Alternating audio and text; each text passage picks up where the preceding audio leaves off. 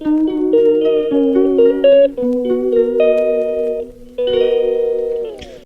everyone, welcome back to my channel. Good morning to all of you. So আজকে স্বাদের দ্বিতীয় দিন। এবার স্বাদের দ্বিতীয় দিন মানে তোমরা বুঝতে পারছো না যে আজকে কোন দিন, তাই তো? তো স্বাদের দ্বিতীয় দিন মানে কালকে ছিল বৌদির গঙ্গা পুজো বা ওরম টাইপের একটা অনুষ্ঠান।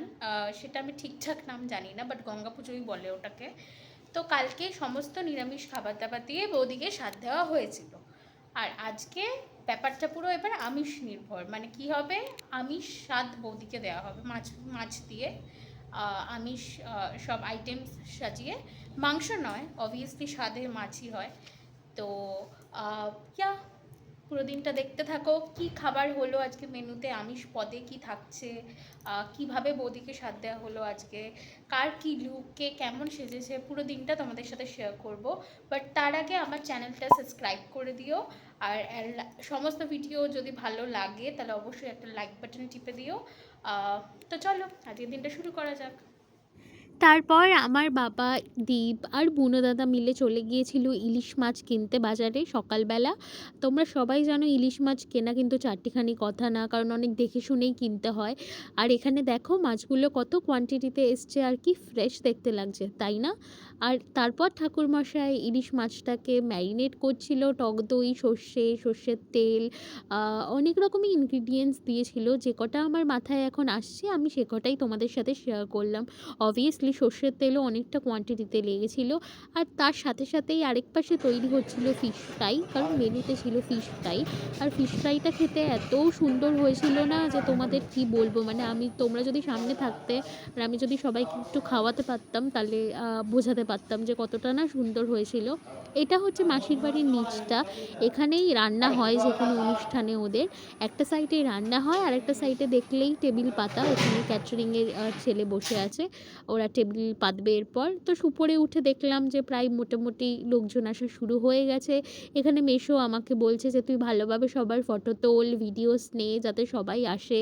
তারপরে আমি বৌদির ঘরে চলে যাচ্ছি, দেখতেই পাচ্ছ দেখতে যে বৌদি কী করছে। গিয়ে দেখি যে অনেক গেস্ট চলে এসছে, কিছু পরিবারের লোকও চলে এসেছিলো। তারপর আমি তার পাশের ঘরে গিয়েও ক্লিপিংস নেওয়ার চেষ্টা করছিলাম।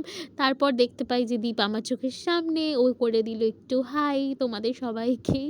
ততক্ষণে দাদা গেস্টদের অ্যাটেন্ড করছিল, এটা আমার দাদা দেখতেই পেলে। আর তারপর আমি আবার বৌদির ঘরে চলে গেলাম বৌদিকে খুঁজতে, কিন্তু বৌদিকে কোথাও খুঁজে পেলাম না। তখন দেখি আমার মা বলছে আমারও একটু ফটো তুলে দে, তাই ভাবলাম ফটো কেন, তোমার একটা ভিডিওই নিয়ে নিই। এটা ছিল মায়ের লুক, দেখতেই পেলে মা একটা শাড়ি পরেছে সবুজ রঙের, আর দীপ পরেছে এই পাঞ্জাবিটা যেটা খুবই সুন্দর দেখতে। তারপর বৌদিকে দিয়ে দেওয়া হলো স্বাদ। আর সাথে সাথে বৌদি সব গেস্টদের সাথেই কথা বলছে, কারণ বুঝতেই পারছো দুপুরবেলা সবার সাথে একটু কথা বলতেই হয় খেতে খেতে। তো বৌদি সেটাই করছিল, তখন আমি সবার ভিডিওস নিয়ে নিচ্ছিলাম। আর আমি এটা খুব নিজেকে একটু ফ্লন্ট করছিলাম। তখন আমার দাদা বলছে যে সর আমাকে আসতে দে, আমিও ফটোতে যেন আসি। তো আমি এরকম ধাক্কাধাক্কি করছিলাম। আর এখানে বৌদি গেস্টদের সাথে কথা বলছে আপনারা বসুন, কেন দাঁড়িয়ে আছেন, যেরকম নর্মালি লোকে বলে। আর এখানে আমি আবার নিজেকে ফ্লন্ট করতে ব্যস্ত ছিলাম। তো এখানে ক্লিপিংসটা আমি নিয়েছিলাম যাতে আমি এটা ইনস্টাগ্রামে পোস্ট করতে পারি। এখানে এটা শর্ট ক্লিপস, দেখতেই পাচ্ছ সবাই একসাথে দাঁড়িয়ে আছি আমরা, মানে আমি নেই, আমি তুলেছি। আর এখানে দেখতে পাচ্ছ বৌদি এখন স্বাদ খাওয়া শুরু করেছে। আর ডান দিকে যে ক্লিপিংসটা দেখতে পাচ্ছ সেটা আগের দিনের, যেদিনকে বৌদি ভেজ খেয়েছিল, মানে ভেজ দিয়ে যেদিনকে বৌদিকে স্বাদ দেওয়া হয়েছিল। আর মেনুতে ছিল দই, মিষ্টি, মাছ, মানে ফিশ ফ্রাই, চচ্চড়ি, দই পোনা, স্যালাড, মানে কি ছিল না, ইলিশ পাতুরি, সব রকমেরই আইটেমস ছিল। আর সাথে আইসক্রিমও ছিল। তো এখানে পাতে প্রথমেই ফিশ ফ্রাইয়ের পর পড়ে গেল স্যালাড, দেখতেই পাচ্ছ এখন স্যালাড সবাইকে দেওয়া হচ্ছে। তারপর পড়ে যাবে ভাত, তারপর পড়ে যাবে ডাল, আর তারপর আসবে তোমাদের সবার প্রিয় আশা করি ইলিশ পাতুরি। ইলিশ মাছটা এতই বড় ছিল, ওর জন্য ওটা কলা পাতায় মোড়ানো সম্ভব হয়নি, ফয়েল পেপারেই মোড়াতে হয়েছিল। এটা ঠাকুরমশাই বললো তাহলে ভালো হবে মাছটা ফয়েল পেপারে মোড়ালে, কারণ সাইজটা অনেকই বড় ছিল।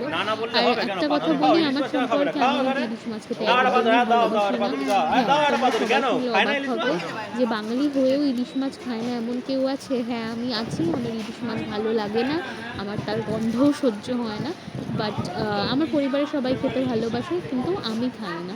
তো এখানে সবাই ইলিশ দেখে এক্সাইটেড, বাট আমি না। তো বিকেলবেলা সব অনুষ্ঠান কমপ্লিট হলো, সবাই বাড়ি চলে গেল। ততক্ষণে আমি আর দীপ ভাবলাম যে একটু মন্দিরেই আসি, মন্দির দর্শন করিনি। এটা কৃষ্ণনগরের সিদ্ধেশ্বরী কালী মন্দির, খুবই জাগ্রত। আর তোমরা যারা কৃষ্ণনগরে থাকো তারা সবাই জানবে। এখানে মায়ের মূর্তি প্রতিষ্ঠিত, দেখো মুখটা কি মায়াবী, আর কত গয়না পরেছে মা, আর দেখতেও কি সুন্দর লাগছে। এটা দুটো মূর্তি ছিল পাশাপাশি, আমি জানি না কেন একই জায়গায় দুটো মূর্তি প্রতিষ্ঠিত। তারপর বিকাল 7টা বাজে এখন, আমরা স্টেশনে চলে এসেছি বাড়ি ফিরতে। বাড়ি যেতে হবে এবার আনন্দের মাঝে এবার বাড়ি ফেরার তাড়া, কারণ অনুষ্ঠান শেষ। আর ট্রেন কিন্তু খুব লেট করেছিল আসতে, তার জন্য আমাদের বাড়ি ফিরতেও অসুবিধা হয়েছিল।